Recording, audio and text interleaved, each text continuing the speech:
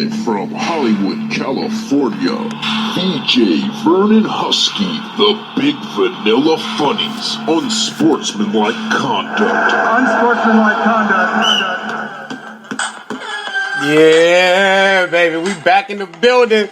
Great show for you guys lined up today. I'm hyped. I'm excited. Been a couple of weeks since I've been live on the air here on Spreaker.com. VJ's Unsportsmanlike Conduct. I'm your host, VJ Vernon Husky, a.k.a. the Big Vanilla Funny, a.k.a. VJ Right, because he always think he is, a.k.a. the 8515, a.k.a. the Big Vanilla Shaq, the Blue Eye Barkley, the Creamy Kobe, VA's Top Talk Boy, Mr. Never Shut Up, the Big Vanilla Color Card, because sometimes in sports, life, love, relationship, politics, you need the color card Delta, and I am your Big Vanilla Vegas dealer, and I will deal them joints out when need be.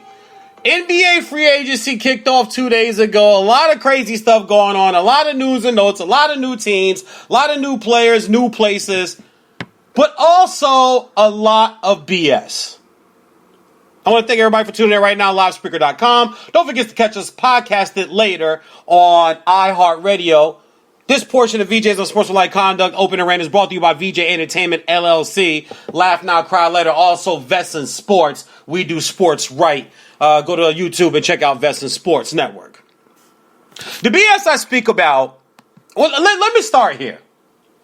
My grandmother, aunties, uncles, mom, dad, OGs in the neighborhood, older friends, mentors, I was always told, you are known by the company you keep. Birds of a feather flock together.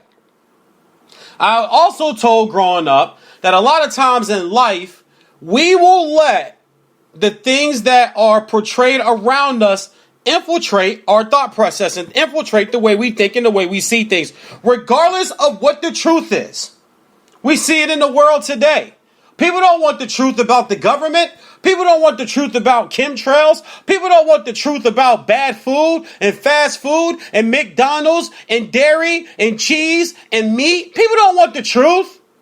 The truth is right in front of you. The truth has been proven. The truth has been given to you time and time and time again. We choose to ignore it and go with the normal flow. The normal flow is get up in the morning, make you some cheese, eggs, eat some pork, bacon, or sausage, or whatever meat it is. For lunch, gotta have meat. For dinner, gotta have meat.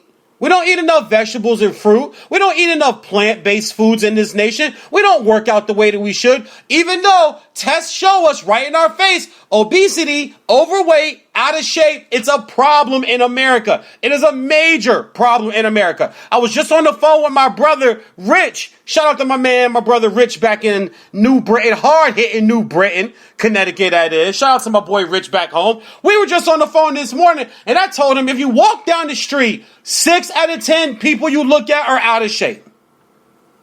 They're out of shape. But it's not that they don't have the knowledge. It's not that they don't have the information. It's not that they haven't been taught or they don't know what they do. They choose to do and believe what they want to choose to do and believe and just go along with the masses. That's the BS problem I find with sports talk radio today as a whole and sports talk TV as a whole. Now, there are some good things I like. There are some shows I watch. There are some shows I listen to. I love Around the Horn. I watch Around the Horn every day. I love PTI. I watch PTI every day. Even if I'm 2 or 3 days behind, I DVR both. I will go back, even though I know what's happened in sports, and I will watch Around the Horn and PTI 3 days in a row, 4 episodes, 5 episodes. It's almost like binge watching. While most of you people are binge watching Netflix TV shows, I'm binge watching sports shows. Speak for Yourself has grown on me. Not a big Whitlock guy, but I'm a firm believer. You can take something good from something that you think particularly is bad or something that you may not agree with in life. You can still take good from things. You can still take bad from things that you like. You can take good from things that you don't like. But I am on record as the saying how piss poor sports talk radio is and how piss poor sports talk debate TV is today. And I normally don't name names because I was always afraid for my career. And these guys all have egos. Every last one of them, they try to act like they don't. I know a handful of them personally. Everybody's got an ego. Some egos are worse than others. I've had people stop talking to me over a sports debate because they were wrong and they just weren't man enough to admit it. And I brought it up on Twitter. I brought it up when I saw them. There's always a backstory, always a backdoor, always an excuse. It's never, you know what, V? You were right, man. You know what, V? You might be all right at this sports thing, man. You know what, V? I was wrong, man. You rarely are going to get that. Ego's too big. Money's too big. Money comes with ego. Ego comes with money. You got guys on TV and radio making millions of dollars. They don't like to really go back and admit when they're wrong. But what makes it so piss poor to me is we have the NBA free agency, and all we keep hearing day after day after day is done deal. This is done. I'm hearing. I've been told. What I've been texted. What I was called. What somebody called to tell me. Somebody's lying to somebody every damn day. If that's the case, somebody's lying to somebody every damn day. Kevin Durant was a done deal to the New York Knicks 6 months ago. Hey, it's a done deal. I'm hearing it's a done deal. I've been told it's a done deal. I don't want to hear about the Achilles. I don't want to hear about the injury. I don't want to hear about James Dolan. I don't want to hear about I don't want to hear none of that. You didn't know. We live in this era where everybody's got to be first and nobody really cares about being right. It's let me get it first. Let me say it first. Let me throw it out there first. That has been compiled by, well, let me throw out 4 different scenarios. So one of them is going to hit. And when one of them hits, I'll be able to sit and go, well, I told you guys. Well, I reported it 3 months ago. Or I said it 6 months ago. Nobody goes back and admits they're wrong. Nobody goes back and admits, you know what, I had that wrong. Or you know what, I really don't know. You tell your children and employees in these networks, in these radio stations, and everybody that is a manager or upper management in employment in America will always tell underemployees or underlings, however you want to say it, don't just give an answer. It's okay to say you don't know, but you can find out. Right or wrong. If you started a job at Starbucks today and you didn't know the price of a coffee, they're going to tell you, just say you don't know and find out. Don't just make up a price. Don't just throw 3 or 4 prices at. If you're working at Foot Locker and you didn't have a size 13 or a size 8 in the back of the new Jordan that's coming out, it's okay to say, I don't know. Let me go find out. Let me go check. But if for some reason in the sports talk world, in the sports talk TV world, nobody can say, I don't know, I'm going to stand pat and just wait a few more days. I'm going to stand pat until I get more solid information instead of jumping on TV every damn morning or jumping on the radio every damn day. And it's a new, well, what I'm being told today? Well, who the hell is telling you? Who the hell is telling you? Did somebody tell you that yesterday and the same person called you this morning and told you something different? I wouldn't trust that person anymore. That's just me. That's just me. I don't know if I would trust that person anymore. And I know you guys can hear the passion in my voice because I love sports. I love sports talk radio. I love sports talk TV. I've had my own shows. I have my own radio show. I built my brand from the dirt. From the dirt. Shout out to a few names that have come on my show. I thank you very, very much. Could have been some more help out there though. But I've come from the dirt in this. And I stand by my convictions. I've gotten that advice from people on TV who change their mind every damn day. Stand by your convictions, VJ. Stand by your convictions. Mean what you say what you mean, VJ, and stick by it. The same people who told me that over my career are the ones on TV changing their damn mind every day. That leads me to the Los Angeles Lakers. The Laker fans, LeBron James fans, and the LeBron James media. You all suck. You all suck. Every last one of you suck. You've got to be kidding me. You guys want LeBron to have so much damn help, so damn bad, you can't even just say, you know what? Let's just see what Kawhi is going to do. Or you know what?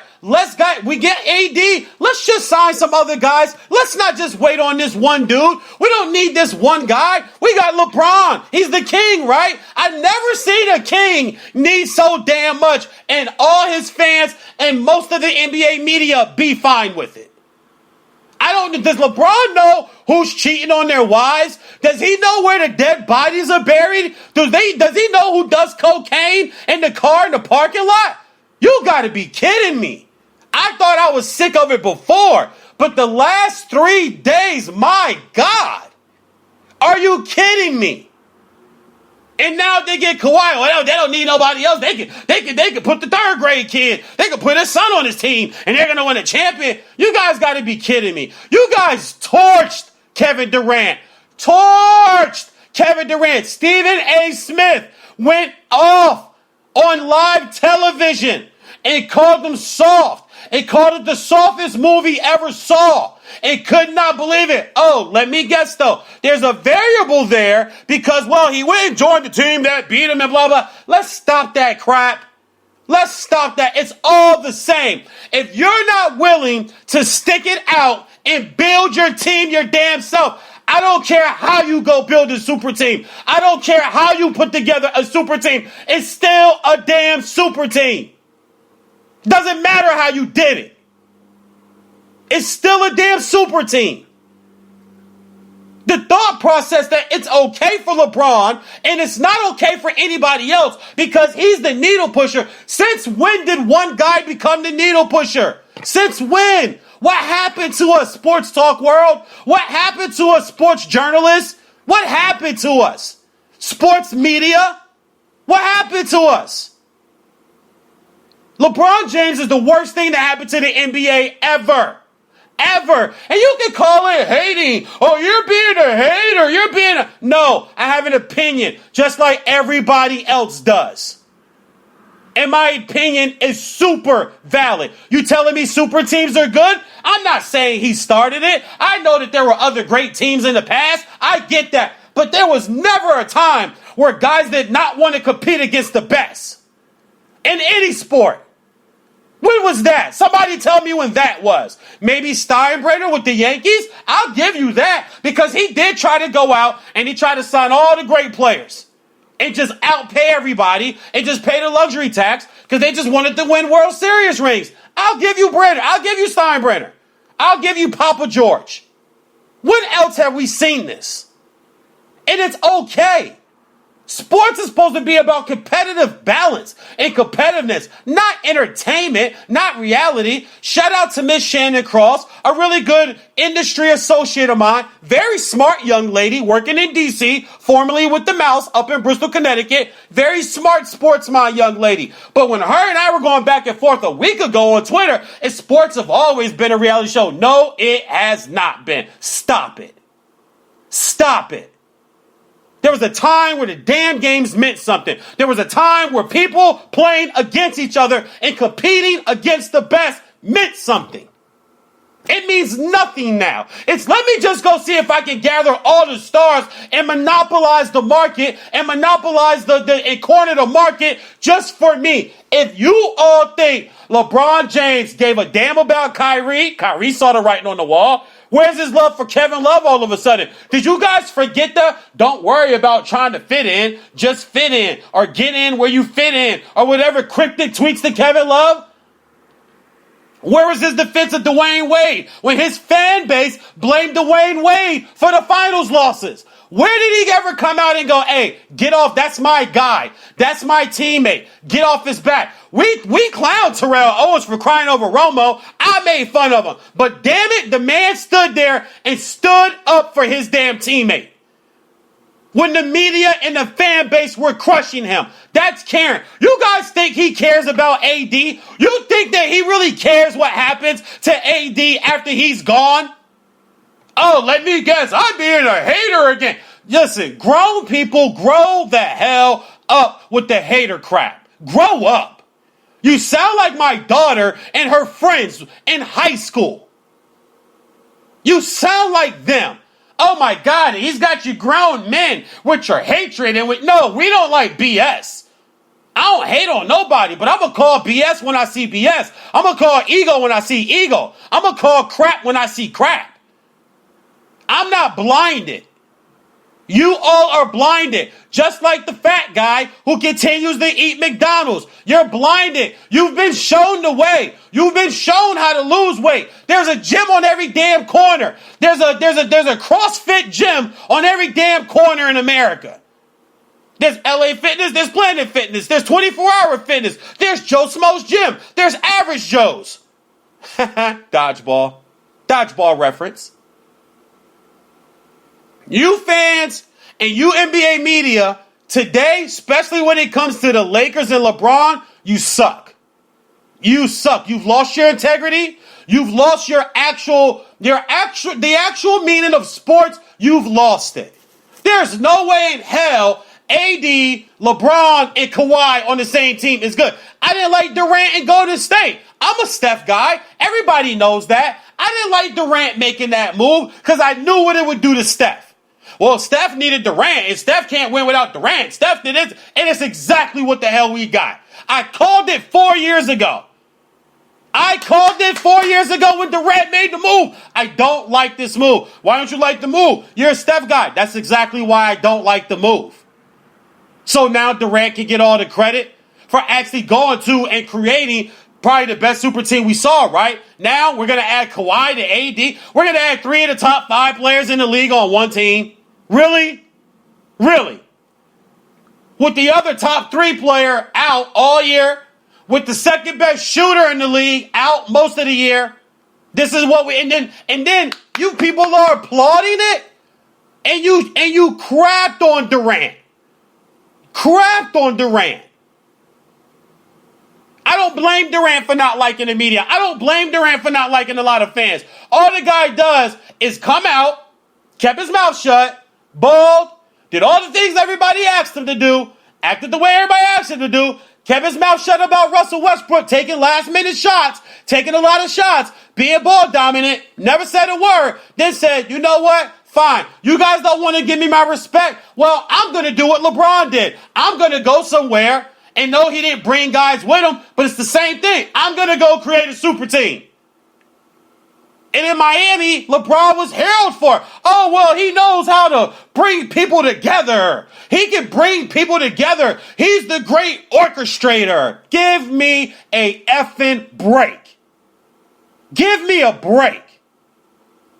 I don't like Durant and Kyrie and Brooklyn. I wanted Kyrie to tuck his tail, grab his man jewels, and man up and play one more year in Boston and make it work instead of tucking ass and running. I want Kawhi to stay in Toronto. You just won a championship. You have a country behind you. This playing at home thing is overrated. Oh, by the way, don't let me touch on that because that's what these same guys that have been saying. Playing at home is underrated. Durant's not going to go to the Wizards and play back home in D.C. where it's 15 minutes from PG County, where he played at Montrose Christian Academy and he played for D.C. Assault AAU with Michael Beasley and Nolan Smith that went off to Duke and was an all-ACC player. No. Playing at home is overrated. Being around home is overrated.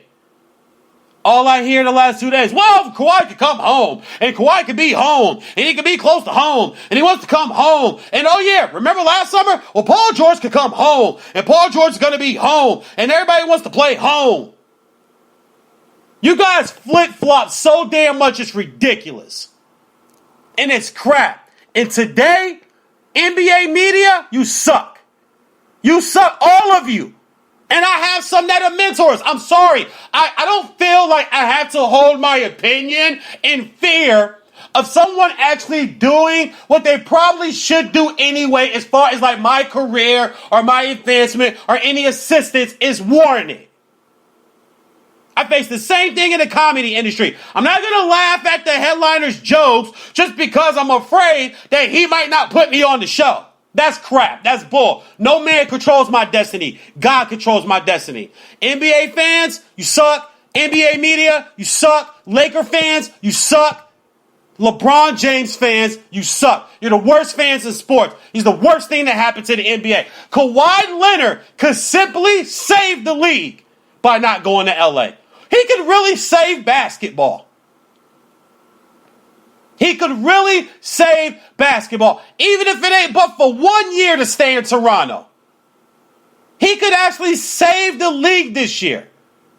You go back to Toronto, you got Philly with Horford. Philly's kind of read up. Boston's read up. Boston's got Kimba. Boston's got Enes Kanter.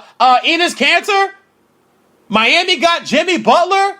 They shipped off Whiteside up to Portland. Portland's got a shot blocker now and someone to patrol the paint. Look at what Utah's done. Look at what the Pelicans have done. Look what Memphis has done. It all goes away. And Colin Cowherd was on the radio yesterday, and he said it himself to start his show. Kawhi goes to the Lakers. All that washes away. So all that goodness that could come of next year would go away if you don't have the balls to actually say, you know what? I want to compete against the best. LeBron's the king, right? LeBron's the best player on the planet, right? Right? That's what you guys say. I never saw the best guy in any sport need so much damn help, and it'd be okay with the sports fans. People hated that Dion went to San Francisco and then turned around and went to Dallas. People didn't. Oh, that's the only people that loved it. Niner fans, Dallas fans. The rest of the league and the rest of the sports fans are like, well, come on, bro. It's kind of unfair. But I mean, they're already back-to-back Super Bowl champions. The Niners won it 1 year. Dallas won it the next year. And now you're just going to flip-flop between those teams. And at that time, Dion was the most dominant two-way player in football.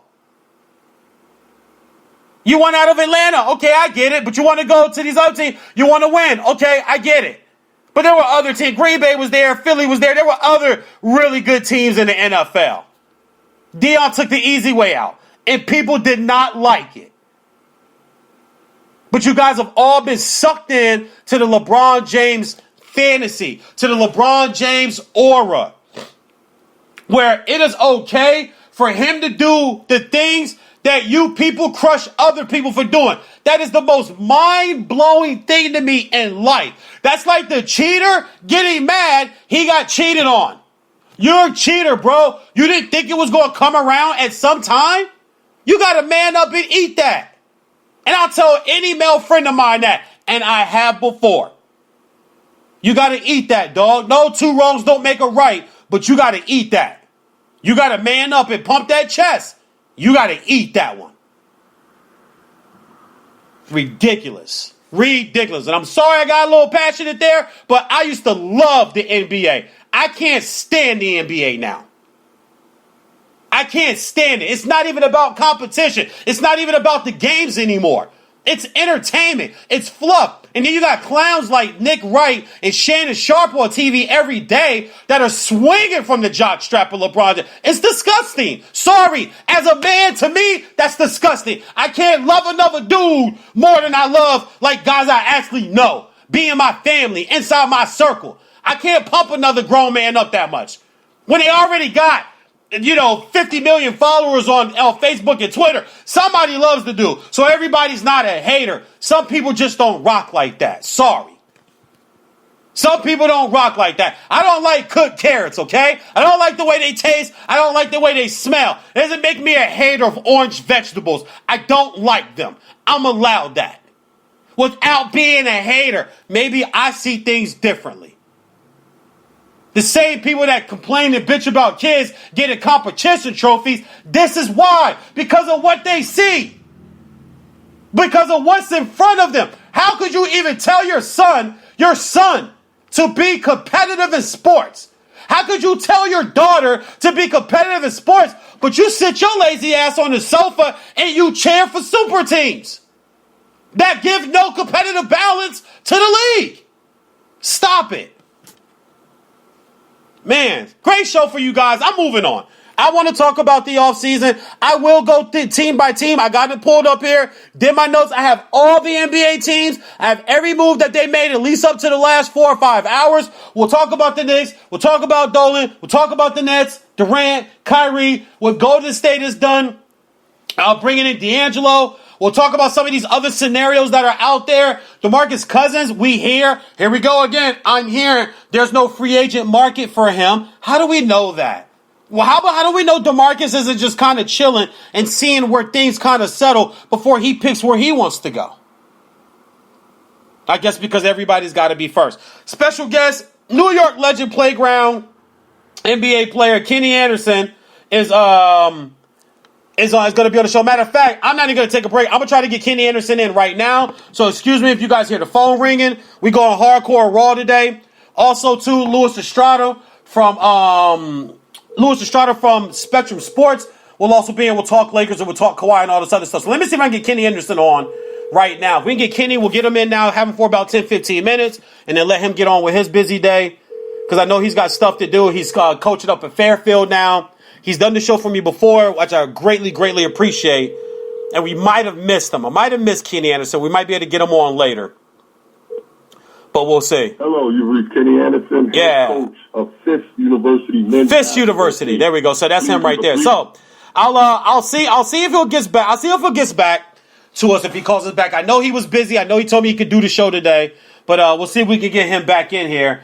And if so, I'll bring him on. But I also got Louis Estrada coming on also, too, from Spectrum Sports. Covers the Lakers, up close and personal with the Lakers. He actually told me he had a really good James Worthy story. I did the Junior NBA Global West Regional Tournament in Ladera Ranch, California for 11 Sports Investing Sports a few weeks ago, and I got a chance to meet James Worthy and talk to him a little bit about hoops and basketball and the Lakers and things of that nature. Of course, being a Laker, his full career and all his life, Worthy, of course, let's get AD, let's get Kawhi, but just this non-competitive balance. I'm sorry, you guys can act like it's good for the NBA. It's not. It's not. And LeBron James is the most. He's easily the biggest ego, most selfish NBA player I've ever seen. He does not care about these guys he's bringing in. It's all about his own legacy. And I'm gonna tell you right now, and I'll be honest with you, AD is off my radar, and I used to defend AD. You could go back to my Facebook page and to my Twitter, Investor Sports, and to my Instagram at The Big Vanilla Funny and see, I used to defend AD. I used to ask, why isn't AD considered the best player in sports? I'm not sure. Let me see if this is Kenny Anderson right here. I'm not sure. It's showing caller ID. You're like, there it is. There's the New York legend. There's the NYC legend, man. What's going on, baby? Not much, man. Everything is good, Everything is good. Good. I just came through. I just went through a tremendous rant. I gave myself a headache because I don't mind free agency, Kenny, but I used to love when you were playing, and I'm a Pistons fan. When Isaiah and when Kidd first came out of college, and when Grant Hill first came in, when the Fab Five was out, man, like there was just a time, dog, where basketball was about real competition, man. Like it wasn't about going to join up with every damn body. Even back in the day when AAU, when you had the Gauchos in New York, and you had Boo Williams in VA, and you had the DC Assault out of D. Nobody was driving 3 hours to go play with each other. They was driving 3 hours to go bust your ass. And just what I'm saying, bro, and I'm going to tell you right now, man, if Kawhi makes this move, I'm going to be real, bro. He a villain to me. AD already a villain to me. He a villain to me, man. And I just think he has the opportunity, Kenny, to save the league right now if he stays in Toronto. Just your thoughts over what you've seen over the last 48 hours. Yeah, it's tough, man. It's a lot of money, being thrown around, and a lot of guys are just taking it to the opportunity. You know what I mean? Especially the top players should, back in before when we was, when I was younger and other guys was younger, and you could hop around, you could go here, go there. But now guys are want to play with each other to win. I think LeBron is a big culprit of that. Going to Miami and doing it all, and it's just with him. Wade, Bosh, it's just crazy right now on how it is. And we hope Kawhi, I would like for him to probably just stay around in Toronto and build the franchise, But who knows? Who knows where he's going to go? But it's very hard to just think about, yourself. Yeah. It's very hard at this time, but. LeBron is doing it, in Miami. Excuse me, not in Miami, and with the Lakers. You never know. You never know. You never know. Bro, let me tell you something. And I know you'll agree with this, Kenny. I never saw the greatest need so much damn help in my life. I'm dead serious, bro. I've never heard any. We can pick anything. We can pick anything. The greatest actor in our culture, Denzel. Does Denzel need Will, Martin, Sidney A. Poitier, Samuel L. Jackson to be great in a movie? No. Let's take a black woman. We could go with Angela Bassett. Does Angela Bassett need Halle Berry and Nia Long and Sanaa Lathan to make? No. I've never seen this thing where, he's the GOAT. He's the greatest. And listen, people can call hate. I'm so tired of the hater label and hater talk. It's like, no, bro, I got an opinion. I don't hate on nobody. I don't have to like every damn thing in life. Like, there's some things I'm allowed not to like. I don't like a guy who eats it up. I can see if he came out. Like, where Kobe really won my love is where he got to the point where he would do interviews and he would go, look, man, that's Mike, man. Let's stop with the Mike stuff. Let's stop with the Mike stuff. That's Mike, man. I've yet to hear LeBron come out one time and go, guys, look, let's pump the brakes on the GOAT stuff. There's some guys that were before me. Even Jordan said it. Jordan said it after he won the finals in the press conference when he beat Phoenix. He said, well, I'm not worried about being the GOAT because there were guys that played before me. And I think that's disrespectful to the guys that played in a different era. To me, it's like, I just never seen the best need so much damn help and top tier help. Like, you're like I said, you're from the old school. How do you feel? And I know you got to tread a little light because you're still involved with basketball, but just honestly, how do you feel about the lack of competitiveness of the game that you gave your life, your blood, sweat, and tears 18, 19 years to? Yeah, it might be tough, with the lack of competition on each level. These guys are going to play together, which is, you got a point there. But guys are just want to do it on one of their levels of just saying, hey man, I'm just going to get with this guy, so I don't have to use so much energy. That's what it seems to me. But you never know, what I mean? And it's tough, But now I'm a college coach, and I'm just looking for the college thing, to helping them young men, produce themselves as far as good men. And just going out, working hard, extremely hard, and that's basically it, man. But me, as far as the NBA, it's a great game to watch, but it's just hard to fathom some of these guys, the great talented young men are just going, just getting other talented players to play with. Yeah.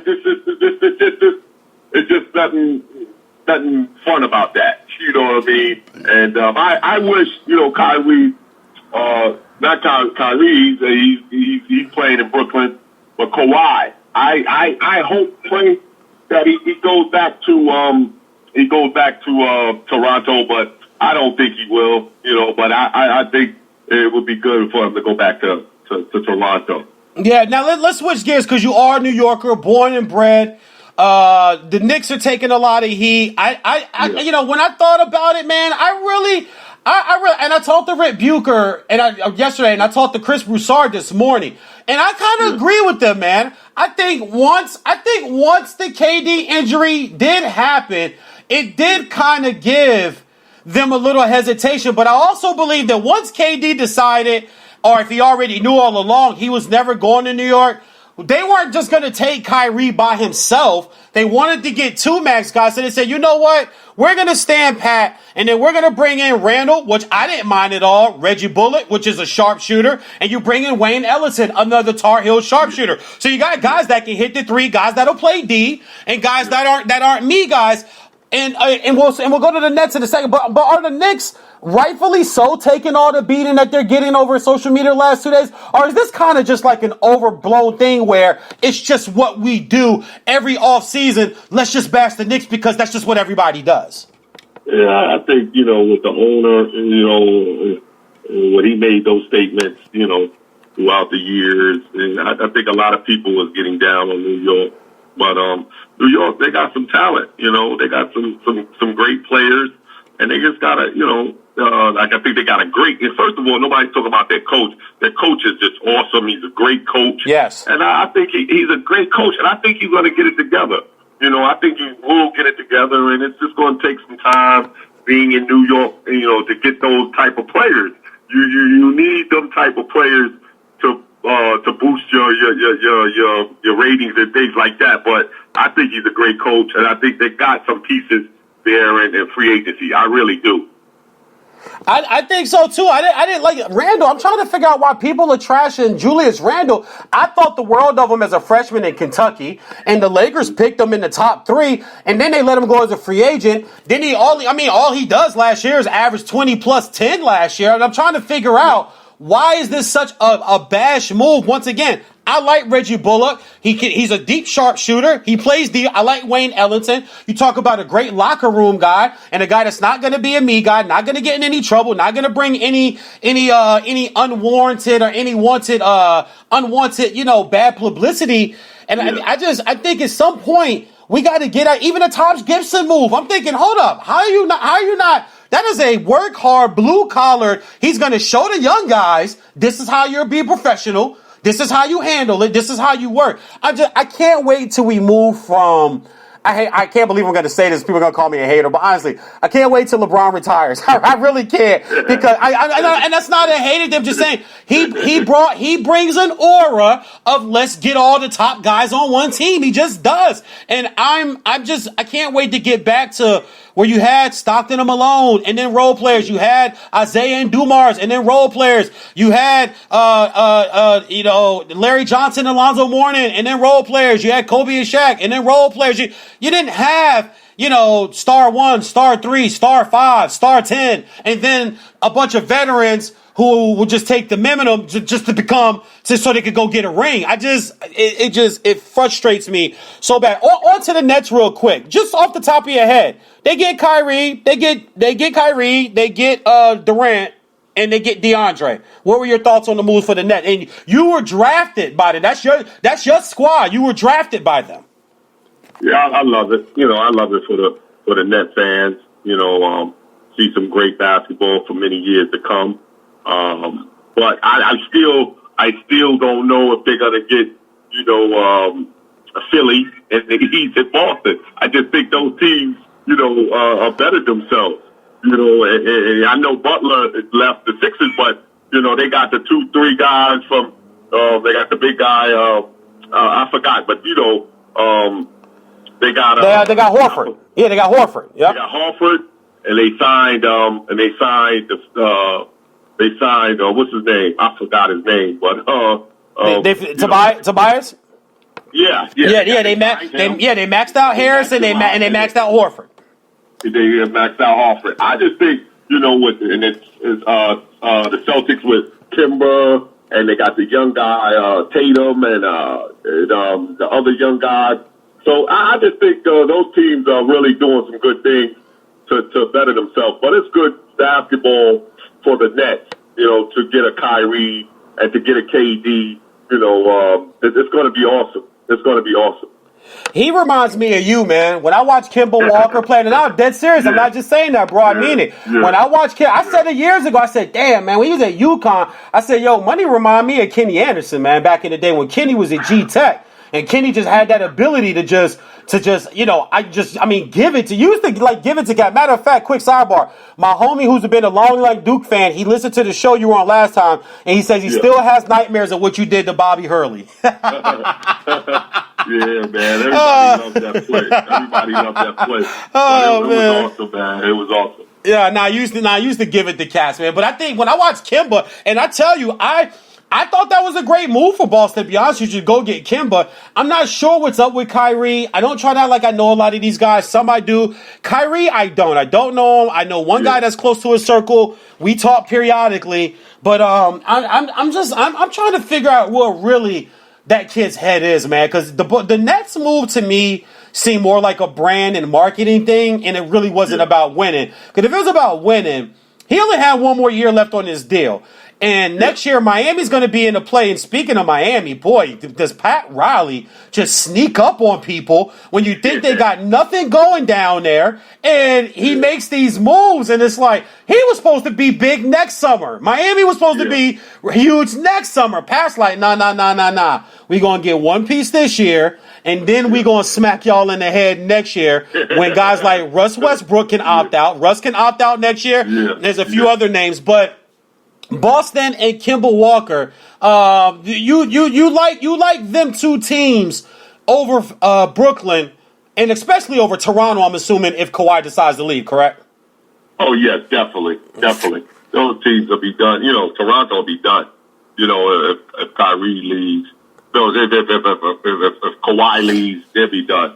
So, you got to look at Boston, Philly, and, to win it. To win it all in the East. In the East. Because in the East, you gotta look at them to win it all. Yeah. Those guys are not coming back. KD is not playing till the following year. So I don't know. It's going to be interesting. Definitely interesting. And not only that, too, if you look at Toronto, next year, 3 free agents, Gasol, Ibaka, and Lowry. So they could be in real trouble over the next 24 months. If Kawhi walks away, man. I think he will. I think he's gonna go out west, man. Somewhere out west. Lakers or the Clippers. I really believe so. There are people who think that Doc wowed him last night, because this is driving me. This is what my opening rant was about. Like, I love sports. I love sports talk radio. I love sports talk TV. But over the last 24 hours, man, I'm getting so sick and tired of done deal, what I'm hearing, what I've been told. People now, I honestly believe people are just saying, you know what? I'm just going to throw out 3 or 4 scenarios, and one of them will hit, so I can come back and say, I told you guys on Sunday that this was a possibility. But when I really look at the scope, Lakers made their pitch. They had dinner with Doc and them had dinner with him at 8:00 LA time last night, and they said that. And from what someone that works with the Clippers texted me this morning, they said that there was a false report. Somebody put out a false report that he had told them, and he had notified the Clippers that I'm not signing with you guys. So then you wake up this morning, it's like, whoa, we're hearing that he got kind of wowed by Doc, and just like Riley, that's Jerry West you're sitting in front of, man. It's hard to tell a guy like that. Now, I don't think he's signing with the Clippers, because the Clippers, to me, are the Clippers. I don't care how much money they got. I don't give a damn who's on the team. I don't give a damn who's coaching the team. Bro, that's like somebody saying, you know what? I think I'm going to go sign with the Browns or the Lions. People get traded there. Nobody signs with the Browns. Nobody signs with the Clippers. Blake drafted. DeAndre drafted. Chris Paul got traded there. Nobody ever goes there. That's a top-notch player. So, I really hope that he mans up and decides that he wants to compete. Last thing before I let you go. The move surprised me the most. D'Angelo Russell in the sign and trade to the Warriors. Where everybody thinks that the Warriors are just going to stand pat and that their dynasty is over. That front office is like, whoa. Hold up now. Iggy, we appreciate you, but you are 35. You were a liability in the finals. Yeah, you had a game 2 where you hit some shots for us, but game 3, 4, 5, and 6, you couldn't make a bucket. You're not that guy no more. And Iggy knows, hey, it's a business. I'll go about my way. Trade me to Memphis. Memphis already said they're going to buy him out. Ramona Shelburne said he's going to sign with the Lakers. I don't know why the hell the Lakers. It's like, okay, whatever. But they get Looney. They sign back their center. They max out Clay, and they bring in D'Angelo. What'd you think about that type of move? I really wasn't sure. I just knew I was happy with D'Angelo to get his money. You know what I mean? Yeah. But I'm not sure of him playing in that type of system. Okay. But when Clay comes back, they're going to be still in the running. They're going to still be in the running in the West. With the team they got and the guys that they still got signed. That's going to give them what they're capable of giving them. You know what I mean? So I really wasn't sure of Russell. What is he going to do? Some people say he's going to get traded. He's going to get the money and then he's going to get traded, somewhere where he wanted to play at. That's what they're saying. But you never know. But I'm happy for him. He did some great things in New Jersey, and they got Kyrie and they let him go. But I just want to thank him. The type of player he became and the player he is right now and is gonna be for many years to come. He's a great one. That's real. Kenny, look, man, I'm not going to hold you up. Listen, and you know this, man. We talked a little bit through text off record. I really appreciate you doing the shows for me, man. Like I said, you help me, you help my thing grow. One black man helping another. And trust me, I got friends hitting me up, man, especially shout out to my man Yao in New York. He's a diehard New Yorker. He hit me up like, yo, did I just hear Kenny Ant? I said, bro, come on, man. I'm building out here, dog. And it's cats like you that help young black men like me really push their brand, because there's a lot of dudes that tell me no or let me see, but you answered the calling, man, and that's why I don't like to bother you too much every 2-3 weeks. And we appreciate your word, man, and I appreciate what you've given to the basketball world, and I mean that, Kenny, straight up and down, man. I appreciate it. Fish University down in Nashville, NAIE school. Follow me, man. Come on, make it happen. Next time I'm in Nashville, I'm coming to holler at you, B. We're going to get some barbecue. Oh, definitely. Definitely. We get that. All right. Yo, I appreciate you, Kenny. Thanks, bro. Stay blessed, man. All right. You too. There it is, guys. My man, Kenny Anderson, New York legend, playground legend, Georgia Tech, 19 years in the NBA, 8 different teams. See, you hear legendary players like that say what I'm saying. Like, this is like, you cannot tell me that this is good. I'm sorry. I don't care what you people say. I don't care how you try to flip it, how you try to paint your own narrative. This is bad for the league.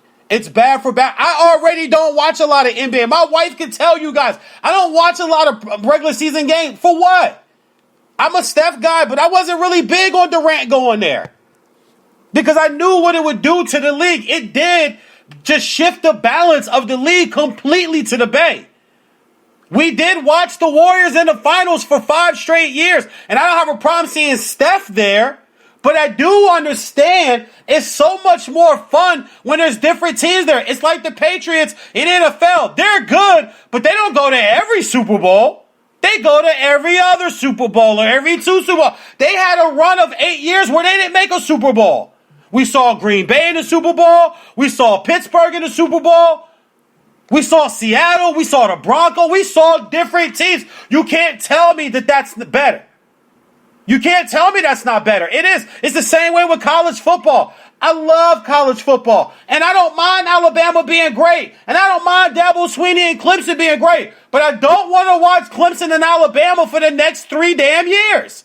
Play for the national championship. When we know there's a lot of fugazi stuff going on behind the doors. We know there's a lot of money dealt out. We know there's hush-hush things done. I get it.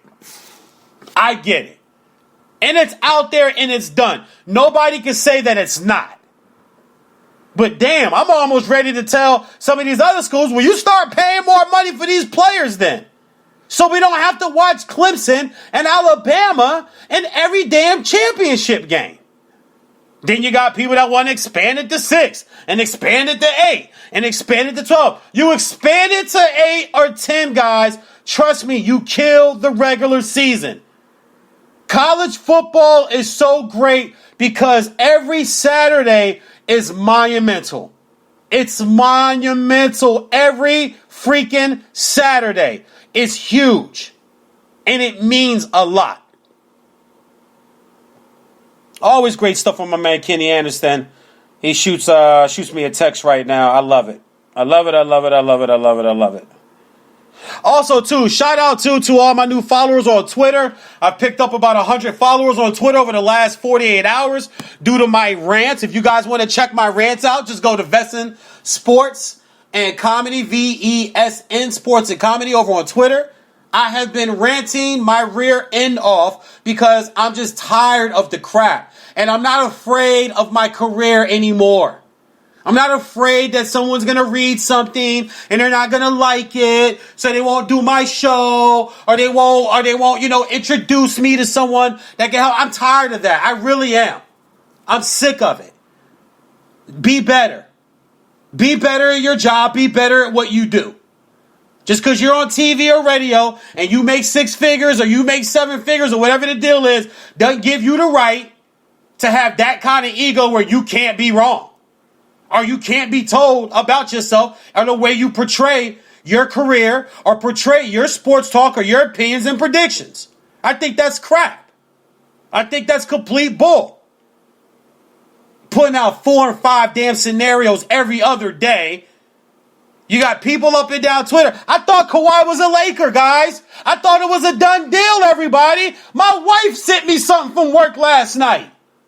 She sent me a text with Kawhi in a Laker jersey. Done deal. It's a done deal.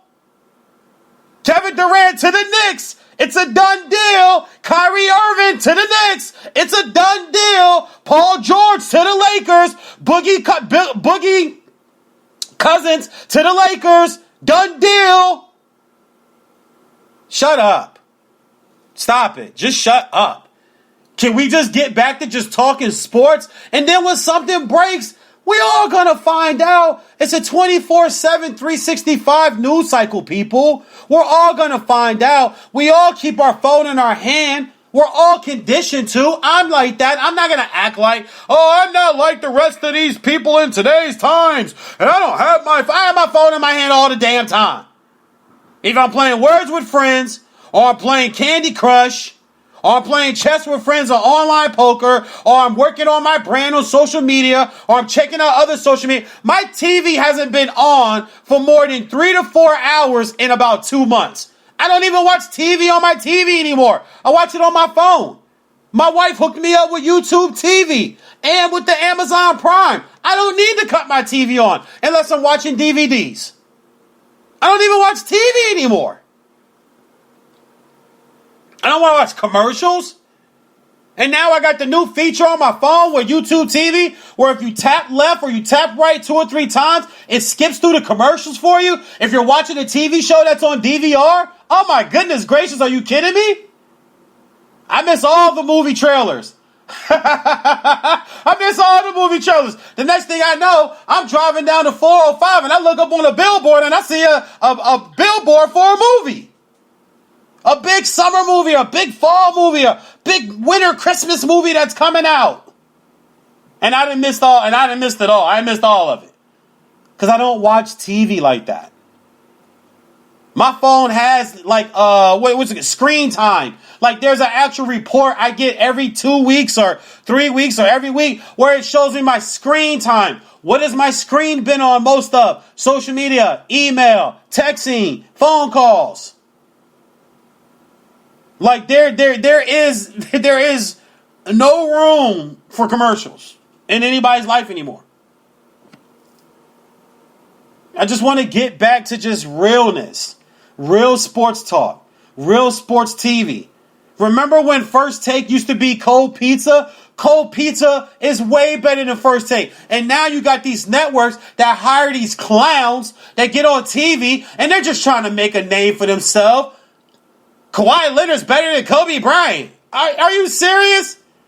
Let's just keep it real about Kawhi. Guys, he did just beat a hobbled Golden State team. Let's just call it what it is. He just beat a hobbled Golden State team. If Durant's in that series, are we even talking about the Toronto Raptors? If Durant's in that series, are we even... Kawhi's already signed somewhere by now. Because they don't win the championship. They don't win the finals. If anything, Toronto winning the championship crowded a little bit more of his judgment. We're going to get Luis Estrada on here from Spectrum Sports in a minute. We'll go through some of these teams. We'll go through some of these moves. I'll talk about my Detroit Pistons, my Pistons. We don't have to try to build super teams. We're trying to build a team the right way in Detroit. I like it. I'm all about the rebuild. I don't mind. I ain't no shame in my game. Somebody hit me on Twitter. Oh, a Pistons fan. No wonder you sound salty. Y'all need to grow up. I've never seen more immature adults than when I'm on Twitter. And I don't like Twitter. I don't even want to be on Twitter. It's a necessity. It's an evil necessity for my career. I don't like Twitter at all. I like Instagram way more, and I like Facebook. But Facebook gives a chance for people that actually know you to be detractors and to be a negative force. Because on Facebook, you know most of your Facebook friends. Most of your Facebook friends are from high school or from work or family. Instagram, I saw a chart that says most people know 8% of their Instagram followers. 8%. You don't even know these people that you're trying to impress. Twitter is just a place for just like idiots and just people that have very, very little positivity going in their life to go somewhere and just spew as much stuff as they can, and the name calling and the memes and the gifts and responses. And I never saw so many you're mad, you mad, salty, hater. Those people get blocked so fast. I had to tell this one lady, I'm making a judgment about a high school quarterback that I covered and saw play 3 different times this year. That you so-called say you covered. Woman, you don't know what I do. Are you mad because I'm not saying he's the greatest thing on the planet? I told her straight up. Are you a family member? Yes, I am. I'm his aunt. I said, you need to get off of Twitter and you need to leave his career alone. Family members are the death of pro and college athletes. They're the death of it. Get off of it, man. Everybody's not going to think you're the greatest. I don't read none of that stuff. Nobody in my family reads none of that stuff about me. I ask them not to. I don't want to hear about it. I don't even think my wife reads any. I don't care. I'm going to get on there. I'm going to say what I say. I'm going to do it how I do it. And then I'm going to move on to the next thing. Whether I'm acting, whether I'm doing comedy, whether I'm doing sports talk. I'm going to do what I do, and I'm going to move on. There's nothing that's going to stop me. At all. At all. I don't care. You people care too much about people you don't know. And you fall into this trap of believing everything you see from these sports guys on TV and radio. I've never seen so many Kawhi to the Lakers dunk tweets in my life. Like last night, I started to think it had already happened by the tweets. I said, whoa. But I'm not seeing nothing on NBA.com, Bleacher Report, SI.com, like the real publications. I'm not seeing none of that. What I'm seeing is he's really doing his due diligence. Or we're hearing he's really thinking about it. Or he's really in a confused state. He's really in a crosshair. The smartest thing for Kawhi to do is just re-up for 1 year. I would go back to Toronto and say, I want $50 million for 1 year. I won you a championship. I want $50 million for 1 year, and then next year we'll do this again. Next year Miami's in play. You got Jimmy Butler there. Remember, the Clippers were trying to get Jimmy and Kawhi. There is a story out there. Now, I know I'm bashing stories, but I'm throwing at you that the Warriors are trying to move D'Angelo for Kawhi in a sign and trade. That won't be good for the league, people. It just won't. But what it'll make every Laker fan do and every LeBron fan do, oh man, that's Golden State's trying to buy rings again. Oh man, that's crap. That's soft. Man, please. Please. And I don't think the Lakers ever had a super team. I'm not even going to be that guy. They've always had 2 stars. Most championship teams have 2 stars. And then a bunch of role guys. I mean, let's get real. At one point, Samaki Walker was in their starting lineup, guys. When people thought Horace Grant should be starting, or Rick Fox should be starting, or Robert Horry should be starting, Phil Jackson said, no, I'm going with the younger, bigger, stronger, better rebounding guy. When you come off the bench, just do what you do. But I'm going to start Samaki Walker. Can anybody tell me where Samaki Walker played college basketball? No. Please. But to my Pistons, who's doing it the right way, they signed D-Rose and Frazier. Those are the 2 free agent ones. D-Rose, listen, I love his comeback story. I thought he played very efficient last year. I think he'll work well with Dwayne Casey. Ish Smith has moved on to the Wizards. I'm not a big Ish Smith fan. I'm not a big Reggie Jackson fan. I want Reggie Jackson out of there. I would have loved for the Pistons to been into the running for D'Angelo Russell. But he was thinking Minnesota or the Lakers from what his agent has put out there. I would have loved for Detroit to go after that move. They got to get Reggie. I won't believe that the Pistons are going to really turn us around until Reggie Jackson and Blake Griffin are gone. I want Reggie Jackson and Blake Griffin gone. I want them out of my house. I want them out of my house. I want you and your mother. I want your mother and your sister out of my house. You guys remember White Man Can't Jump and Billy Hoyle talking trash at the tournament? Said, clang, clang, clang, all these bricks you're throwing up. Listen, he said, let's take all these bricks and put them together so we can build your mother a house. I want your mother and your sister out of my house. I want Blake and Reggie Jackson out of my house. I've been telling people about Blake Griffin for years. I don't want to hear about Blake Griffin. We were 41-41 with Blake Griffin, and he was healthy all year. Oh, then when the playoffs came, there goes the injury. Typical Blake. Typical Blake, man. I tell you. So, I think this is my guy calling in right now from Spectrum Sports. I don't have to give him any big intro. He knows how much he means to my show. He knows how much he means to me in my friendship and with our professional connection and association that we have with each other. But I will always tell everybody he is undoubtedly 100% most certainly my favorite Mexican in the state of California and damn sure in Los Angeles. My man from Luis Estrada Sports House over on Blog Talk Radio and Spectrum Network. My man Luis Estrada, what's going on, partner? Hey, what's going on, man? I just had to crash a little bit. I got about 25 minutes left to go. So I thought I'd crash a little bit. Well, crash. Well, let's go. Because I know you've been listening, man. And you hear how pissed off I am. Yes. You hear me today.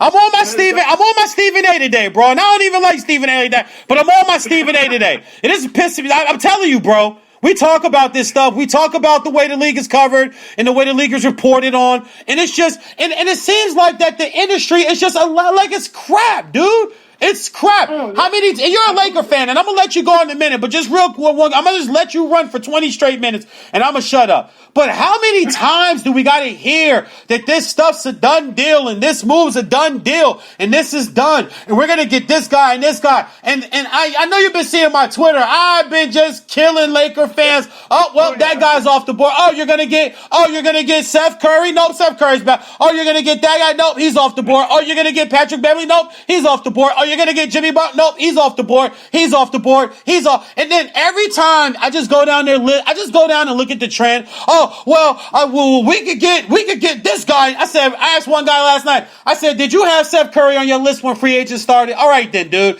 Then that's why I'm calling you corny. Because you're just fishing for any guy you could possibly get. You guys think you could just throw anybody with a 34, 35-year-old LeBron and this is going to work? And now I hear Andre can't hit an open shot for more than one game. Iguodala, and now Lakers. Oh, when he's going to be balled out by Memphis and then he's going to come to LA to do what? To do what? Are you kidding me? Free agent, last 48 hours. Go, man. Well, I'll tell you what. The one thing that, a lot of people are panicking right now in Lakerland. Man, slow down. Slow down. Hey, let me tell you something, PJ. And you know me. I'm always going to come with you correct. I'm always going to come with you straight.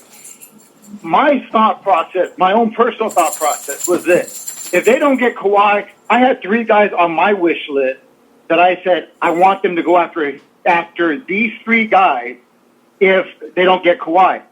Only one of them has been taken, and that's Patrick Beverly. I love Patrick Beverly. I think he would have been He would have, bro. He would have been great with you guys. Yeah. I can admit that. Okay. The other 2 guys I'm looking at, Danny Green.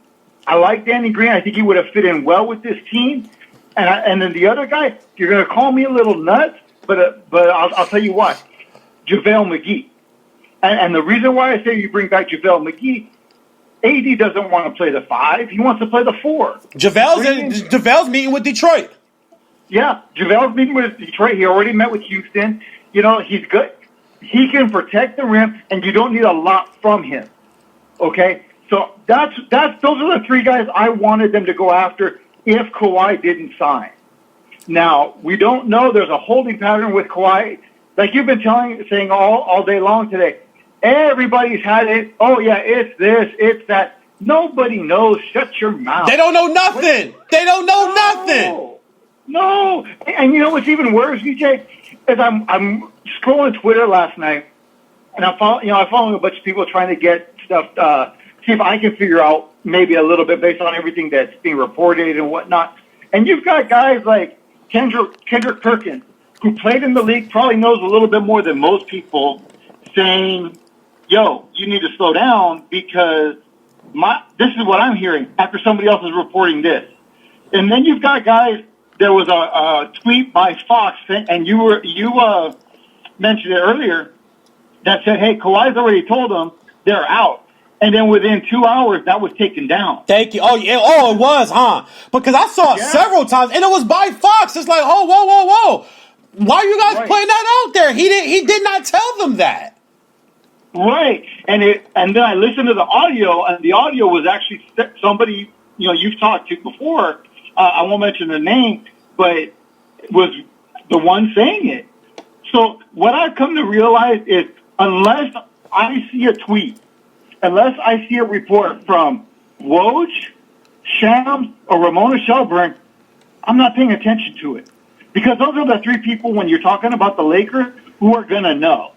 Outside of that, I don't want to hear anybody else. There is a fourth guy. His name is Brad Turner from the LA Times, and he does know his stuff. So I'll look at those four people. I like Brad Turner from the Times. Yeah, no, he's awesome. I like him. I like Pulaski. I like him and Pulaski. They're fine. They're cool with me. Pulaski's fun. Pulaski's fun to listen to. Yeah. But he's a guy, again, you can't take his writing literally. And a lot of people do. You know what I mean? You can't take his writing literally. But he's a good follow. He's fun. Yeah, he's been doing that shtick, all the way back to, the time when the LA Times was very popular here in LA. Yeah. Pulaski's been doing it a long time. So those are the people that I listen to. There are people that I talk to, but again, they're telling me they don't know. If they don't know, how the hell am I supposed to know? So people need to pump the brakes a little bit. If they get Kawhi, great. As a Laker fan, would it be a weak move? Absolutely, it'd be a weak move. There is no doubt about it. I agree with you. It's a better fit for the league if he does not go to the Lakers.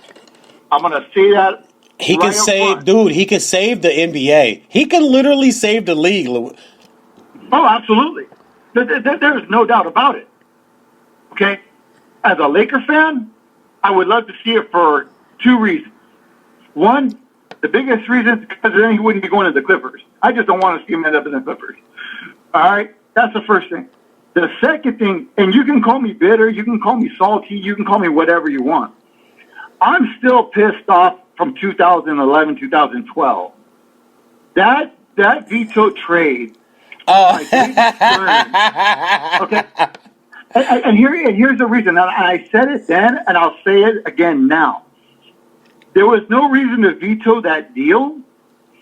On top of that, that was the precursor. Them getting Chris Paul at that time was supposed to be the precursor of Dwight Howard. Everyone was like, oh, we can't have a super team in LA. We can't have this and we can't have that, right? That was the narrative. You already had one in Miami. When who went back to Cleveland, he already had Kyrie there. They traded for Kevin Love. Nobody had a problem with it, right? Yeah. They only had a problem when Durant went to Golden State. Now they're having a problem if the Lakers do it. Why? Not because it's him. Because it's the Lakers. People don't want to see the Lakers succeed. Think about everything that you've heard over the last couple of years. You heard when dealing with Indiana and Paul George, they didn't want to send Paul George to the Lakers. Why? Because that was his preferred destination, and they didn't want to help the Lakers. When Kawhi Leonard came out last year, and they were saying, hey, he's going to be moved. What did you hear? Well, Pop's not going to deal with the Lakers. He's not going to help the Lakers because they don't like the Lakers. When you started hearing about Anthony Davis all year, all you heard was not only did Dell Demps not want to do business with the Lakers, but you had Popovich calling him saying, don't do business with the Lakers. And you had Dell Demps basically, if the reports are true, come out and leak all that information to disrupt the Lakers' chemistry.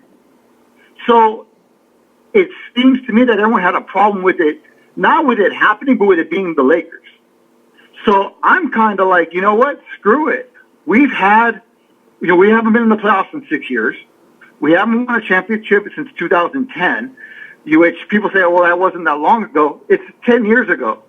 Okay, there are people, look, my daughter is 12 years old, just turned 12 in May. All right, she has kids at her school who don't remember the Lakers ever winning a championship. I went to career day, and I'm talking about what I do and who I work for and whatnot. And the only basketball question I got is, well, when are you going to cover the Clippers because they win? I'm sitting here like, are you serious? But these kids don't know. All they've known is the Lakers to be bad.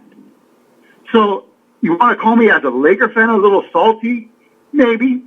I'll admit to that. So do I want to see it just to say, you know what, we're back?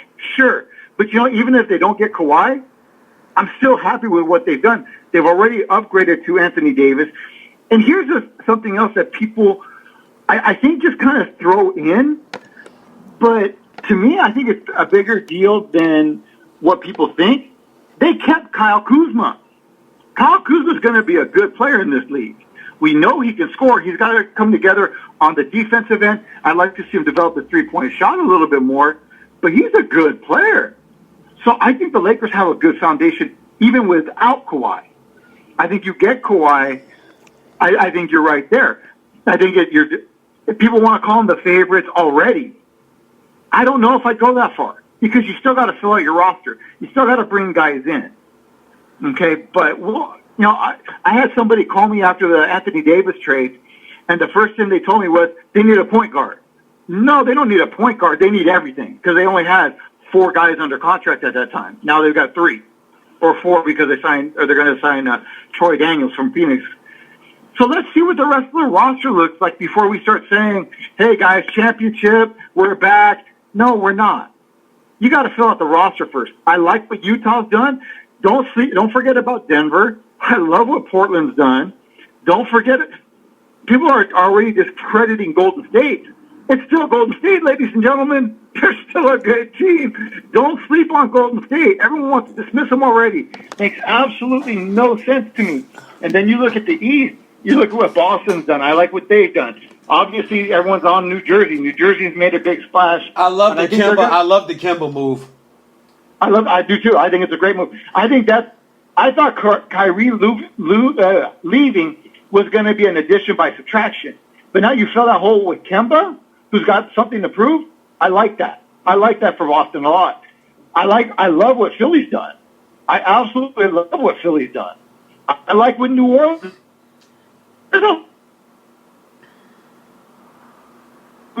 So even if they get Kawhi, I don't want to hear about, they're the favorites and they're this and they're that, because you don't know. Depth matters in this league. What happens if one of those guys goes down? What happens if it's a long injury? We don't know. So we'll have to wait and see. But am I one of those guys that's going to push the panic button? No. You talked about, you mentioned like Seth Curry was on the list and everyone was talking about. I look at it. Yeah, it would have been nice, but you know what? I look at the contract that he signed. 4 years, $32 million, $8 million a year. Would you give him that much money? I wouldn't. I'd give him 5. Now for who? Maybe. For who? You there, Luis? For Seth's brother. Oh, for Seth. For Seth. Curry. Yeah. I don't know that I would have given him $8 million a year. I think Dallas may have overpaid for him a little bit. In today's market? Yeah, because and here's my thing is he had a nice year last year for Portland. Yeah, but he fizzled out in the playoffs. He's only had one decent year. Yeah, he only had one. Okay, I feel you. I'm more, if I'm going to give out big money, I want to see longevity. I want to see more than just one good year.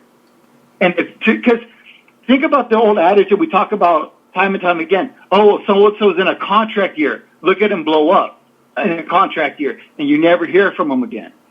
Now, I don't think that's going to be the issue with Seth Curry because he's not as heralded as his brother. And so I think he has a lot to prove, not just to himself, but to everybody. But we see the narrative over and over again that, hey, a guy's in his contract year, he blows up, gets his money, and then we never hear from him again. So those are the kinds of things that I'm looking at, too. I got the list of teams up here. We talked Boston. We talked Brooklyn. The Hornets get Rozier, so Rozier gets happy. He get what? Let's just focus there real quick. What the hell is Michael Jordan doing? I think everybody's trying to figure that out. Is he a bad? So is he the worst former player, front office person right now in our lifetime? I'd say he's number 2. Oh shit! Who's number 1? The guy I grew up idolizing, Magic Johnson. Oh yeah, Magic. And here I am. I'm on Twitter and I'm just scrolling here. And here's Chris. And I love Chris. I talked to Chris today, but like I said, I'm tired of not putting my opinions out about certain guys. I'm just gonna say what I say, and it is what it is. Here it is. I'm hearing. Hopefully he leans on LeBron and Magic because he does have concerns in the front. Oh, I'm like Magic quit without telling his boss. Are you kidding me? Magic? How the hell is anybody putting anything or any trust on Magic right now? The man quit without telling his damn boss. Right. Absolutely. It's like I talked about with you a couple weeks ago. As much of a fan as I was of him as a player, I just wish he would be quiet. I just wish he would shut up because I see him tweeting and I see him doing all the things that he's doing. And to me, it just makes him sound foolish to me. It's like you're either going to be in or just go away.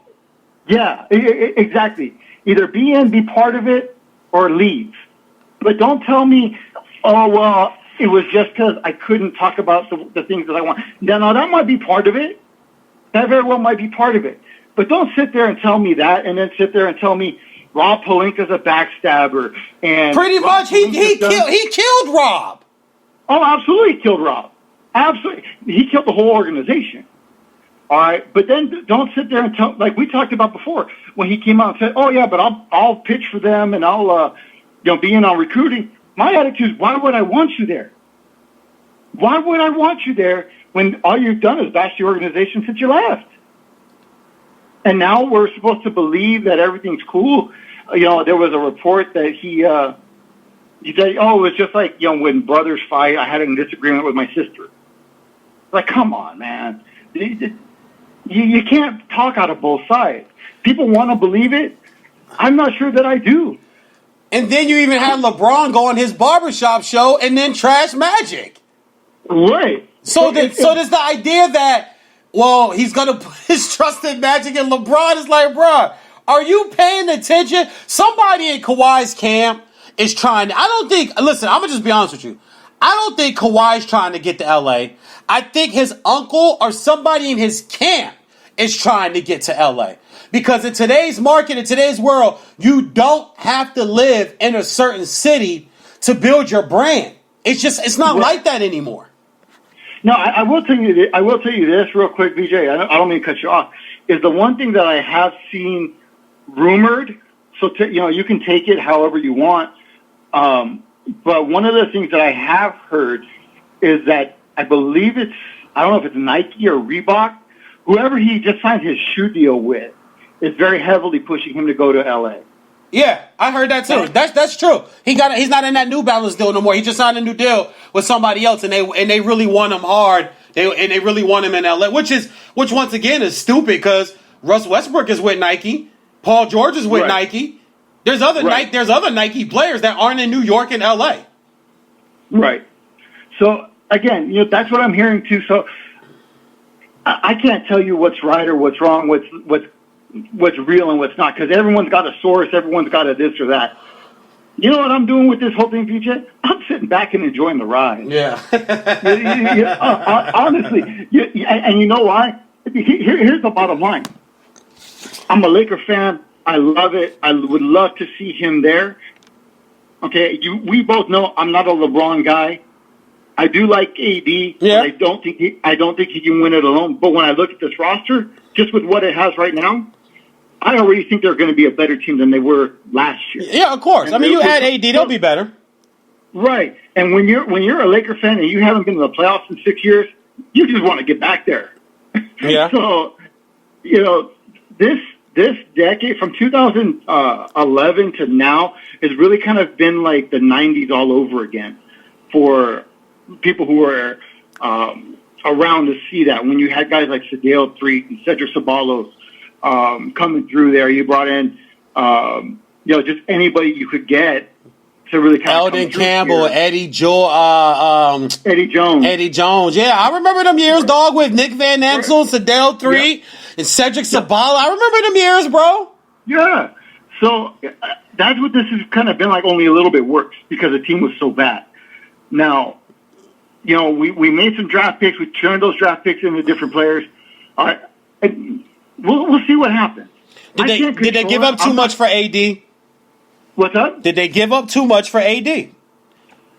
No variables. No. If they win a ring, so. no, just no variable. Just as currently constructed. Did they give up too much for AD? I think so. Okay. I think so. Yeah, so do I. And it's not just the players, it's the draft picks and the swaps. Because not only did you gave up Lonzo Ball, you gave up Brandon Ingram and Josh Hart. I think Lonzo Ball is going to be a really good player. I still would have drafted De'Aaron Fox. You and I have talked about it. I love De'Aaron Fox. So I would have taken him in that draft over Lonzo, but they didn't. I like Brandon Ingram a lot. I'm more concerned with his health. I hope he's healthy, and I hope he gets back to his progression. You got to remember, those two are only 21 and 22 years old. They still got a long way to go before their career is up. And I like Josh Hart. Josh Hart is a really good role player. He's scrappy. He's got to be more consistent with his threes, but he plays hard, great attitude. I like him. So I like the players. I'm okay giving them up overall, but what concerns me are the draft picks. And the reason why that concerns me is going forward, you have no way to build this team in the future other than free agency or trades, because you have no draft picks now. You really don't. So that's a concern for me going forward. What about the future? And people could say, well, you're going to have, if you sign Kawhi, you're going to have Kawhi and you're going to have AD. That's a great starting point, but you still got to fill out a roster. People still think that if you have just superstars, that's enough. That's not enough. You've got to fill up. You got to have people that can step in and hit big shots. You got to have someone who can do what Andre Iguodala did in Golden State and Sean Livingston did in Golden State. You have to have those type of guys. You have to have guys like a Rick Fox, like a Robert Ory, who can come in and hit those big shots and be that big supporting cast. So your depth matters. We're not in the day and age anymore, I believe, where you can just say we're going to have three superstars and a bunch of scrubs. We're not in that anymore. What about the Miami Heat? We talked last time you were on the show. I talked with Tom Perkins, Kenny Anderson, even Chris Broussard and Rob Parker, that they were going to be major players next year. But, man, I tell you, boy, my wife is never allowed to go sit with Pat Riley by herself because I believe that she will cheat on me with Pat Riley. I believe I believe that man is that damn good that man can talk the draws, the bra, the panties, the T-shirt, the jeans, the sneakers. That man's good. That man is damn good.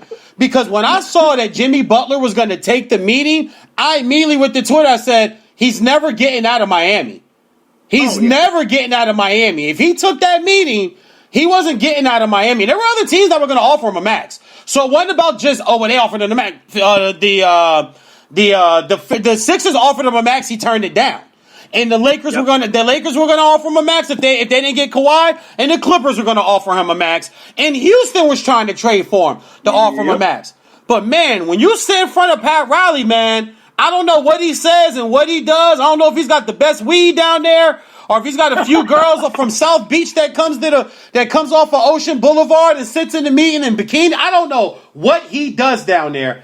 And then you get with a Whiteside who's obviously had the attitude. They made the mistake of giving him the money. They get Dragic gone. You get Miami. And then Miami's going to be a major player next year. Not only that, how about the Miles Leonard move? I thought getting Miles Leonard is a move that no one's talking about. Spit about Miami for a second to Pat Riley.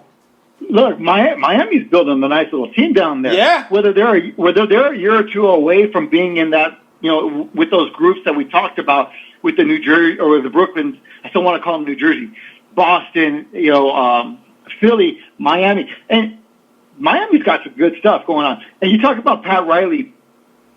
We talk about Jerry West all the time and what a good guy he is to have and how powerful he is to have. Who learned under Jerry West? He might have been a coach, but who was the guy that kept talking to him all the time? Yeah. Learned everything. Pat Riley. Yeah. And you never hear with Miami, even through the thin times, you never hear about dysfunction. You never hear about instability. You never hear about disruption. Why? Because you got Pat Riley down there. Pat Riley knows this game. Pat Riley knows how to right ships. Pat Riley knows how to do these things and get people on board. You want to talk about top executives? Jerry West will always be my number one for the things that he was able to do with the Lakers and then Memphis and then Golden State. But Pat Riley's right there with them, and there's no doubt in my mind that there's a correlation with the fact that Pat Riley's as successful as an executive as he is because of Jerry West. No, that's a great comparison. You're right, because Jerry West was there in L.A. all those years. I mean, Jerry West is the one who came in, and I mean, I love the story Shaq told a week ago where Shaq was talking about Jerry. He's like, what are you looking for? He said, I'm looking for like 130, 140. He said, well, I can't get you that, but I can get you this 125. He said, but hold on, before you sign. And this is dope. He said, but before you sign, I want you to know, I just acquired this kid named Kobe Bryant. This kid is transitional, legendary type talent. You guys are going to win a bunch of championships together. I mean, he knew it. And nobody saw that. Nobody saw that Kobe was going to be that guy. And think about it. He got Kobe for Vlade Divac. Like, you got to be kidding me. He got Kobe for Vlade. Like, man. Yep. Absolutely. The Knicks. Let's go on the Knicks real quick. I think they're an easy target. I've been a little guilty of it, but I also told Knicks fans, guys, you know what this is. The Knicks, I think the generation has changed. And I talked to Jimmy Jackson yesterday through text. And he said, you know what, V? I said, what's wrong with the Knicks? He goes, it's a different generation. They don't view the Knicks like we do. These young guys, these young kids, they don't see the Knicks as the Mecca and the team. Even with Madison Square Garden, they go, Madison Square Garden's a great place to play, but people just kind of repeat it because Jordan started it first with calling it the Mecca, and then Kobe spoke on it, and then, Carmelo wanted to go play there, and then LeBron jumped on it too, like, well, this is the play. But a lot of these younger guys, they don't view the Knicks that way. They don't view Madison Square Garden that way, and a lot of them are soft. They're running from the New York media is what they're really doing. They don't want to deal with that. But Randall, Taj Gibson, Bullock, Tar Heel, deep three threat defender, Wayne Ellington, Tar Heel, sharpshooter, great defender. I mean, they didn't have a horrible free agent, and they got some players in there, and you still got R.J. Barrett in there. Just what do you think about the Knicks? Don't forget Bobby Portis Jr. as well. Oh yeah, Portis. I'm not sure about. I'm not sure about Portis Jr. I'm just not yet. I'm not yet. I'm not sold on him yet either, but I mean, just, another guy that they signed. My only issue with the Knicks is that they signed a lot of power forwards when only two are going to play. Outside of that, I think they're building something solid. I think Randall's a nice, solid player. I think Reggie Bullock will be able to help him out there shooting from the three if he can shoot like he did with the Pistons, not with the Lakers. He didn't shoot that well with the Lakers. I like what they've done. Bringing in Peyton, he'll be a solid. They're not going to be flashy. They're not the big names, but they're solid. Are they going to win? They'll win some games. Are they going to be in the playoffs? In the East, who knows? Because the East, I think, just got a lot tougher. But that being said, again, I think they're solid. I think people are so enamored with the idea of it's got to be a super guy. It's got to be a top guy all the time. Toronto just showed, even though it was against a depleted Golden State team, Toronto just showed, hey, you can win with a solid, deep team. That's what they were. They had guys stepping up, guys playing well. You had Kawhi, sure, but Siakam played well. Kyle Lowry, who's taken a lot of heat, especially from a guy like me, he played well in Spurs, but he played well enough. You had Marc Gasol come in and play pretty well. So it's like, if you can get a good, solid team, you'll be competitive. And for the Knicks, that's a good starting point. I just think that they get piled on to a lot. Philly, they say bye to Butler, but they bring in Al Horford. I just read something, too, that they're preparing to offer 5 years, 156, I think I just saw, 165 to Ben Simmons. Did you like that Horford move and the max out to Tobias? I definitely liked the Al Horford move. Absolutely. I thought that was a great pickup. Great pickup. Because not only do you take him from one of your rivals, but now you get deeper, you get longer. You can now, we saw last year Joel Embiid like to kind of play outside a little bit. Well, now he could do that because you got a guy like Horford to patrol the paint a little bit more as well. And I love the Tobias Harris. Tobias Harris is a really good player. I don't even think he's reaching his potential yet. That's what's scary to me. I think he's still got a lot of growing to do. I like what Philly did. I think they're a very, very strong team. It would not surprise me if they came out of the East next year. Really? Yeah, I think they're that good. Look, nothing against Milwaukee. I don't think they've gotten worse. I just don't think they've really gotten better. I think Brooklyn is a year away. I think Boston got better in the point guard area, but I think they got a little weaker. Yes, they signed Enes Kanter, but you're losing Al Horford. And when you're looking at Horford versus Kanter, I'll take Horford every day. They're going to take some time to get to know each other. I think Philly's got a head start on that, and I would not be surprised to see Philly come out of the East. Portland, they re-up Damian Lillard, give him his money. They get in Whiteside. Hood re-signs. Hood had a good year with them. I tell you, I'm not a big Hassan guy, but I do like the fact that you do get a 13 rebound a guy game and a 2.5 shot blocker a guy game. And now Lillard and McCullough out on the perimeter, Hood can tighten up a little more defense. I think things change when you got a shot blocker back there. And then remember, they had a major injury last year to one of their top guys, and he didn't even play in the postseason. Portland, Utah, the Pelicans. Let's go through just pick one of those three teams and talk to me about that. I love what all three of those teams have done. Like you said, Portland, they get the shot blocker. They get a guy who is going to hustle, who's going to come in with a chip on his shoulder because he was just jettisoned and all the bad things that have been talked about him coming from Miami. So I think Whiteside's going to do well there. I love what Utah's done. I think they're starting five. You know, we talked about solid teams, like with the Knicks. I really think that people are sleeping on Utah. That Bogdan deal is going to be a good deal. The Conley thing, I like it. It's going to help them out a lot. I think they're solid. I really do. I think they're going to be a really, really good team. Would not be surprised me if they are a 1 or a 2 seed in the West next year. And the Pelicans signing J.J. Redick, getting a shooter to go with the guys. Oh, that was huge. And not only that, he's a Duke guy. So him and Zion, I mean, he's going to be, you talk about getting a veteran. And I thought J.J. would go to, maybe the Lakers, or maybe, I honestly thought that he might pull a little move and say, you know what? I'm going out to Golden State, man. While Clay's down, I'll be the shooter and the defender that they need, and the constant professional that they need in the locker room along with Steph. But that JJ move to the Pelicans, that shocked me. But when I looked, I said, you know what? That's a great little move right there. Yeah, no, that was a great move. I really like it. It gives them someone that's going to spread the floor, give Drew Holiday a guy to pass out to on the wing, to go with Zion, to go with Brandon Ingram and Lonzo Ball. I like what they've done. I like what New Orleans has done. Give David Griffith a huge pat on the back, whatever you want to call it. He's done a fantastic job in the short time he's been in New Orleans so far. Yeah, and they also got Derek Favors too. Added also Ed Davis. Just getting big, long guys that can defend, and they might be the best defensive team in the league next year. They're going to be stronger this upcoming year than they were the last 2 years. I'll let you roll on this because I know it's getting close to your time. Within the next week or so is probably the next time I'll talk to you.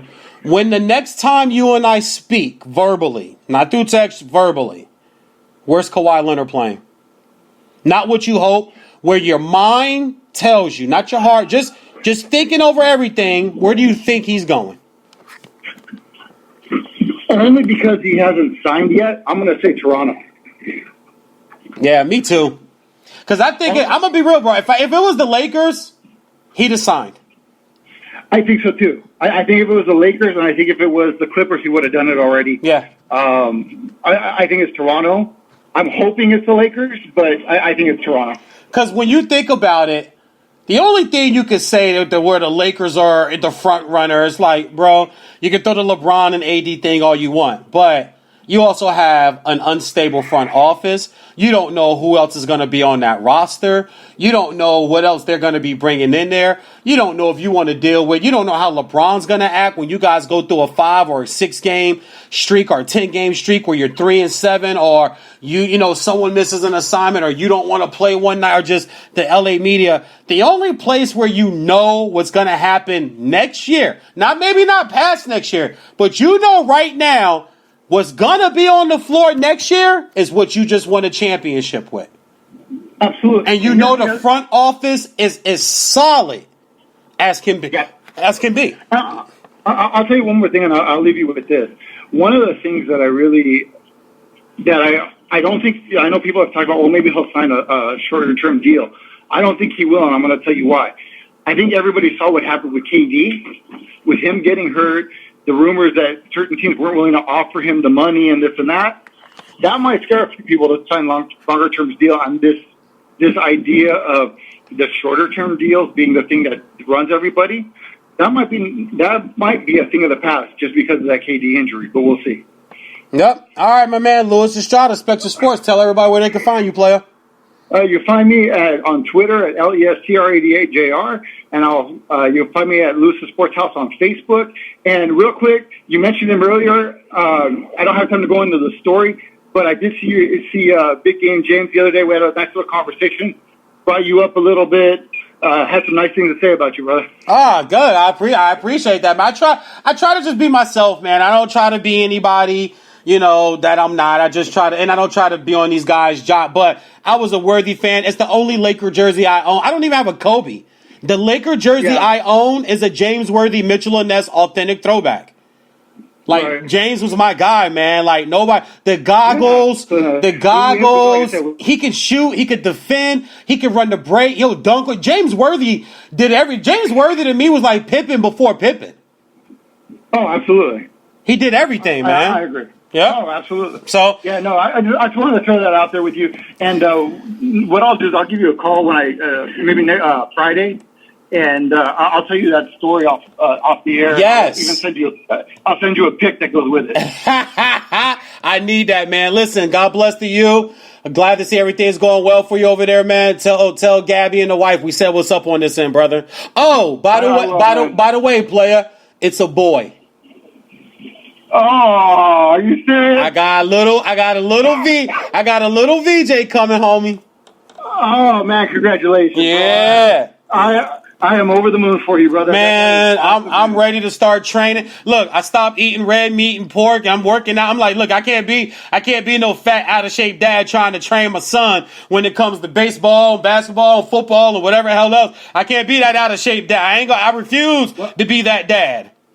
Well, I'll tell you what, here, I'll give you a little something on my end. I've given up soda. I haven't had a soda in a month. Good, man. And I've been eating at least one spinach salad every day for the last month as well. There you go, bro. Hey, listen, it's real, bro. We're getting older, man, and people can make jokes and stuff all you want, but let me tell you something. And this goes out to all the men out there, black, white, Asian, I don't care. When you hit a certain number, bro, it changes overnight. It's that fast. Oh, yeah. And you better get hip to it, or your ass going to be laying up in a hospital when you're 49, 50 years old trying to figure out what the hell is going on, and you got to pop 8 or 9 pills a day. I'm not going to be that guy, man. And if I got to cut meat's the neck, I told my wife, meat, it's hard. But I'm slowly but surely, dude, I'm getting down days where I may have meat once a day, man. And I'm going to get to a point where I'm not going to have any more meat because it's just, they don't make it the same. They don't produce it the same. It's just not good for us anymore, man. No, it's not, man. But I tell you, dude, I'm so over the moon. You just made my day. No matter what happens, you just made my day. I'll put it this way. You made my day so much right now, Kawhi could go to the Clippers and I love you. My man from Spectrum Sports and the Luis Estrada Sports House. Elise Estrada, appreciate you. God bless, brother. God bless. All right, man. That's my guy, everybody. Elise Estrada.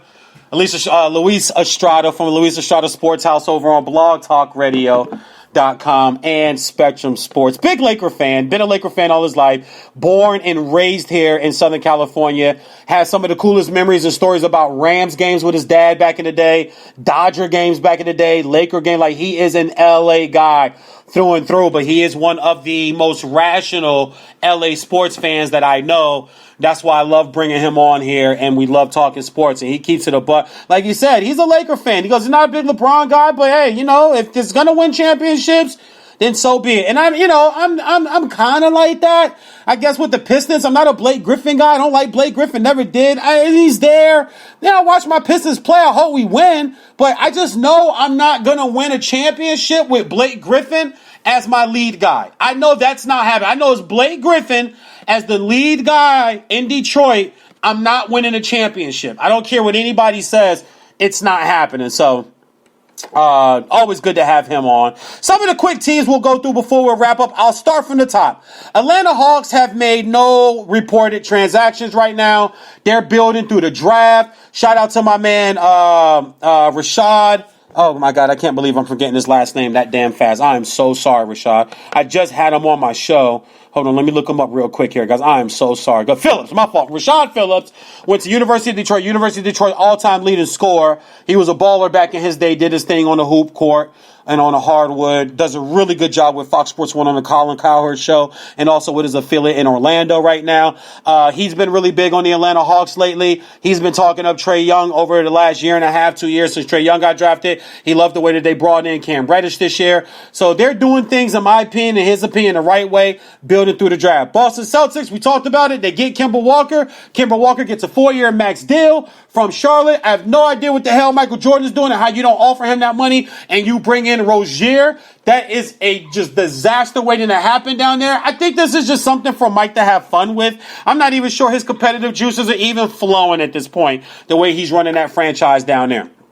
And they also bring in Enes Kanter. Real quick, cool story about the Enes Kanter deal. Enes Kanter said he was going to resign with Portland. Portland gave him 6 minutes to say yes or no. Kanter said, I can't do that. I want to talk to my family. I want to see what's up. They said, no, you got to make a decision right now. Kanter said, I can't do that. And because of that, Enes Kanter decided he's going to go to Boston. 2 years, $10 million.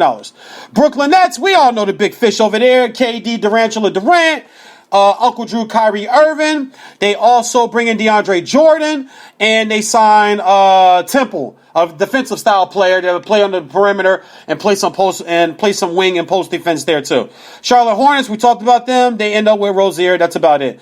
The Bulls, they get Thaddeus Young. I'm not sure what that's going to do for them, but they're rebuilding. They got Kobe White in the draft, making some younger moves. Another team trying to do it from the draft. Cleveland Cavaliers, same thing. Got Kevin Love, trying to rebuild, do it the right way, do it from the draft. Indiana Pacers, they add Matthew Brogdon. That's a big one. No one's really talking about that. I'm not sure why Milwaukee let him get away. Not sure what's going on there with that situation, but he's in Indiana now.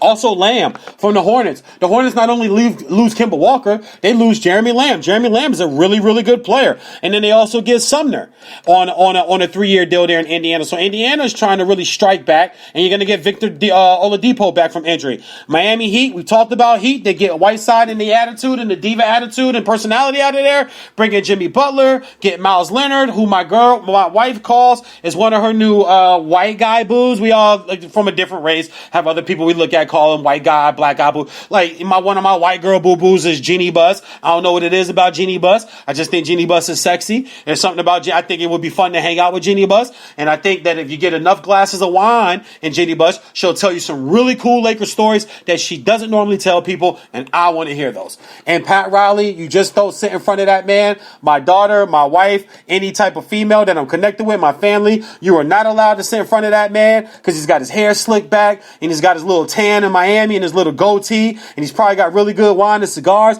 and ain't no telling what the hell gonna happen when he get to talking, because you just can't tell that man no. Milwaukee Bucks sign Middleton. Milwaukee Bucks gives him a max. They bring Lopez in.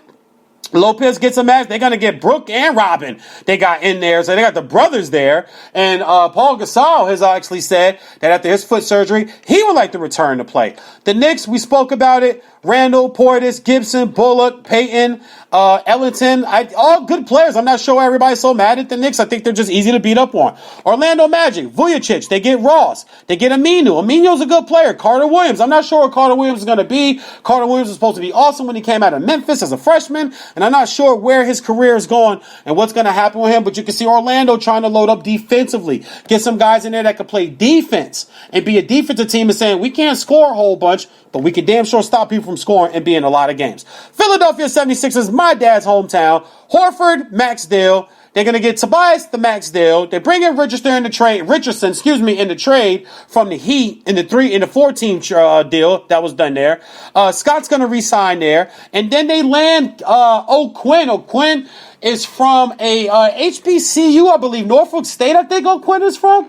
Had a little run in the tournament there and got his name built up, got drafted, and then was with the Knicks, got some money a few years ago in free agency, and he got some more money now with the Philadelphia 76ers. And they're talking about giving a $165 max deal to Ben Simmons. Toronto Raptors, they added EuroLeague guard Thomas, and they're waiting on Danny Green and Kawhi Leonard. Washington Wizards, they still got issues there. They're trying to move Bradley Beal. You still got John Wall on that contract there. Boy, did John Wall get killed at the NBA Awards for the way he was reading the teleprompter.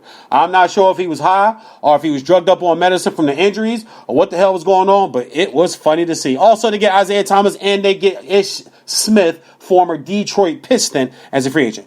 Dallas Mavericks making some good moves too. Porzingis re-signs there. You get Powell. Barrera decides to stay there. And they bring back Seth Curry. Seth Curry wants to live in a nice hot state, in a nice great city like Dallas. There's no state tax. People can say, well, $8 million, but guess what? He's going to keep a lot of that. But up in Portland, it rains all the time. It's bad weather. And Dallas had him first anyway. And then he only left because he got traded and he went right back. So I agree with that move. Denver Nuggets, Murray gets the extension and gets the big deal there. They also bring in, they also traded for Michael Conley. So they're going to get, that's Utah. Utah's got Michael Conley, Denver Nuggets already has a set team. They were just in the Western Conference playoffs. They had a game 7 in the second round and couldn't get it done against Portland. They should be better next year, and they're going to stand pat at what they're doing. Golden State brings back their number one big center and Looney. They also add Russell in a sign and trade deal, D'Angelo that is, and there's rumors that they're trying to move him. They brought him there so he can get paid to get his money, but they're looking for a trade partner there to try to make some sneaky things happen there. That would be so funny if they got Kawhi Leonard. I would laugh my ass off at all you LeBron and Laker fans and all these NBA experts that knew and know absolutely nothing. And also, Mama name him Clay, I'ma call him Clay, says, I'm staying. He had one of the best Twitter posts in announcing that he was staying. He used the scene with Leonardo DiCaprio from Wolf of Wall Street. I thought was brilliant. They re him up 5 years, no trade clause, and also $190 max. He should be back by February, I'm thinking. Houston Rockets, they keep Green in house, and Rivers is returning too. So maybe after all these people on the trade block, and we can trade these guys, and they're all available, and all this noise is going on, maybe all that quiet downs a little bit. I still don't buy that nothing's up between Chris Paul and James Harden. I do think there is something there. I think you do need to move Paul if you can. You just can't with that contract. Patrick Beverly says no thank you to a lot of other teams. It says I'll rather just stay home with the Clippers and do what I'm doing for $40 million. And then they also get Harkless in a 14 trade from the Miami Heat. Lakers, they got a deal for Daniels. I don't know what the hell that's about. And they're waiting on Kawhi Leonard. Memphis Grizzlies, they get Andre Iguodala. We know he's going to be bought out. And then Valanciunas, that was traded there from Toronto last year, resigns. Bell's leaving the Warriors for the Wolves. Minnesota Timberwolves, that's the only move they made. Other than drafting Zion, number 1 overall, the New Orleans Pelicans are going to have J.J. Redick shooting threes there, and they traded for Favors, who's going to be a good defender, be able to rebound, and make them one of the better defensive teams in the in the league. Oklahoma City Thunder, they're going to keep Noel, and they pick up Trey Burks. Rubio goes down to the Phoenix Suns with one of their moves that they did. And then also Kaminsky from Wisconsin. You guys remember him? I told you he'd be a journeyman and be a scrub. And he is. Frank the Tank Kaminsky. Journeyman, scrub. On his way to the Phoenix Suns. There's another guy that Jordan couldn't hold on to. I can't believe he drafted him to begin with. Portland Trailblazers, Damian Lillard. Lillard time, fourth quarter Lillard time. He gets his max deal extension. They get Whiteside in the 14 Butler trade from Miami Heat for Butler. Jimmy Butler, who is now with his 4th team in the last year and a half. I hope you're happy down there, Jimmy. Listen, South Beach is beautiful. It really is. There's a lot to do down there, baby. No state tax in Florida. Don't screw that up. That could be a really good situation for you. Whiteside is a shot blocker. I think that helps them on the defensive end. They give up Miles Leonard, but Whiteside's going to get you 13 boards a game. He's going to get you 2.5 blocks, and he's reliable. He's not a guy that's hurt a lot, so I'll give him that. They also get Tolliver, too, and Hood resigns there, so they're bringing back most of their core and going for it again. Sacramento Kings, very interesting team here. Deadmon also gets added there. They re-sign Harrison Barnes. They give him an 80-90 million extension max.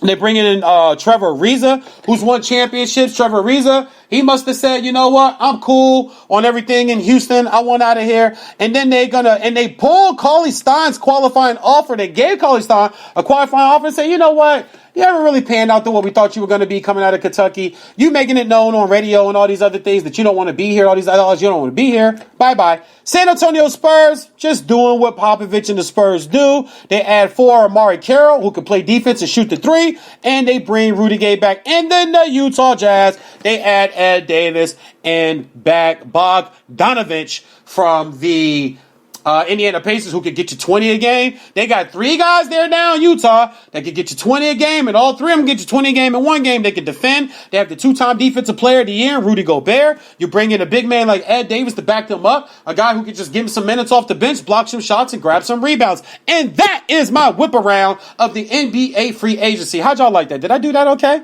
I was pretty good, man. I got it. You know what? I'm a Barry Horowitz for a second there, man. Pat myself on the back. Listen. Cutting the show short. Not short, but we're just going to end the show. There's nothing else to talk about. I don't want to bash the reporters and the sports guys at TV. I said what I said about it. I said it. I meant it. And if you didn't get it, I'll say it to you again. I want to thank my guest, Luis Estrada from Luis Estrada Sports House, Spectrum Network, NBA and New York Playground legend, Kenny Anderson, for the second time being on the show. We love you, Kenny, man. Appreciate you. When I'm in Nashville, I will definitely make sure I make my way to Fisk University to check out your squad. HBCU Fisk University, I might add, and get some barbecue, man. Next time I'm in Nashville, I'm going to hit you up, Kenny. Don't be surprised, baby. I want some barbecue. And you know what, Kenny? I'll play you one-on-one, dog. You don't want none of this, Kenny. You don't want none of this, dog. All I ask is please do not nobody record, because if I get crossed, I don't need that out there and for my brand. All right. I want to thank everybody for tuning in. VJs on Sportsmanlike Conduct. This is Spreaker.com. Do not forget to reach out to me on all my social media outlets. Hit me on IG, The Big Vanilla Funny, spells exactly how it sounds. Hit me on Twitter, Vestin Sports and Comedy, spells exactly how it sounds. Check out Vestin Sports, my YouTube page. Check out VJ Comedy, my YouTube page. And VJ Vernon Husky on Facebook. Appreciate you guys. I probably won't be on the air for the next few days because I like to let things materialize. I don't feel the need to come on every damn day and make up 4 different scenarios to give you people as if I know what the hell I'm talking about. Most times, we think we know everything, and at the end of the day, people, life, love, sports, politics, relationships, government, social, we know absolutely nothing until it happens. Y'all stay blessed, and if you can't be good, damn it, at least be good at it. I'm out of here. Peace.